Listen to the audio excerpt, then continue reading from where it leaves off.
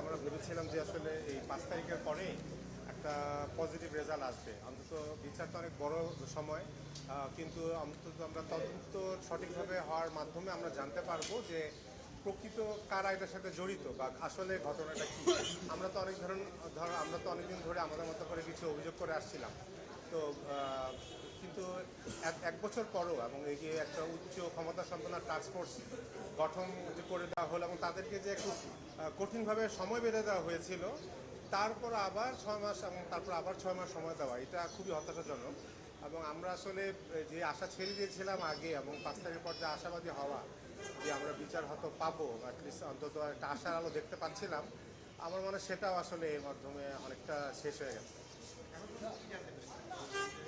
আমরা কিছু জানতে পারিনি, যে আমরা শুধু কিছু কনফিউশন ছিল, ওগুলো হয়তো তারা কিছুটা ক্লিয়ার করেছেন। এছাড়া কিন্তু মামলার অগ্রগতি নিয়ে কিছুই বলা হয় নাই। এটা ঘটনাটা কেন ঘটেছে, কারা জড়িত, এই ধরনের কিছুই বলা হয় নাই। এবং এর জন্য আরও 6 মাস সময় নেওয়া হয়েছে। এবং আমার কাছে মনে হয় যে এটা আসলে সময়ক্ষেপণ ছাড়া আর কিছু আমার কাছে মনে হয় না।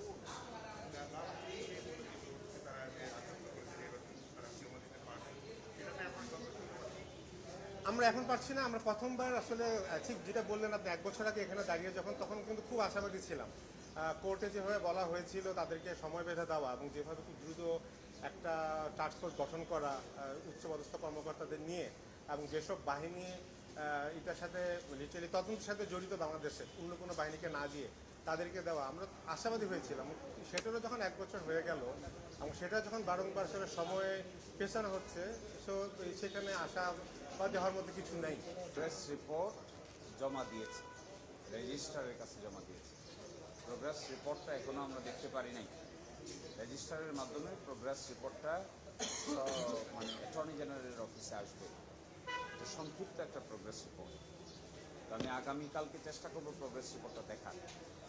আর সেকেন্ড কথা হলো, এটা ফার্স্ট্রেটিং যে একটা উচ্চ পর্যায়ের 5 সদস্য বিশিষ্ট টাস্কফোর্স গঠন করে দেওয়ার পরেও এর অগ্রগতি রিপোর্টটা আমরা চেয়েছিলাম যে সরাসরি যে অফিসাররা এর সঙ্গে জড়িত তাদের এই 5 সদস্য সকলেই কোর্টে আসুক, কোর্টে এসে তারা এক্সপ্লেইন করো যে কতটুকু তারা করতে পেরেছেন, কোন জায়গায় অগ্রগতিটা ঠেকে আছে, এটা আমরা চেয়েছিলাম।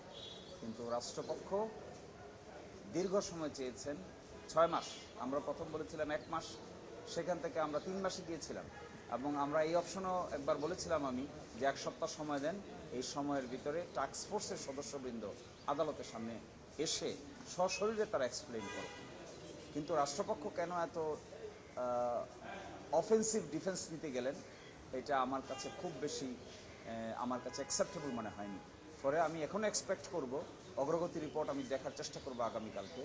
আর সেকেন্ড হলো টাস্কফোর্স, আমার খুব খুব নিবেদন থাকবে তাদের প্রতি, অনুরোধ থাকবে তাদের প্রতি, পরিবারের সদস্যদেরকে ডেকে তারা এই তদন্তের অগ্রগতি সম্পর্কে একটা বৈঠক করে তাদেরকে অগ্রগতি সম্পর্কে অবহিত করা দরকার, যেন তাদের মধ্যে, আমাদের মধ্যে, আপনাদের কারো মধ্যে এই ব্যাপারে যতটুকু ফ্রাস্ট্রেশন আছে তা কিছুটা হলেও মিনিমাইজ হয়। এবং এটা frustrating for everybody, not only for lawyers but also for family members এবং অন্যান্য যারা আছেন সাংবাদিক কমিউনিটি, তাদের জন্য এটা বেশ হতাশাজনক। ফলে আমি মনে করি অনেক লম্বা সময় পার হয়ে গেছে, প্রায় 13 বছর চলে গেছে।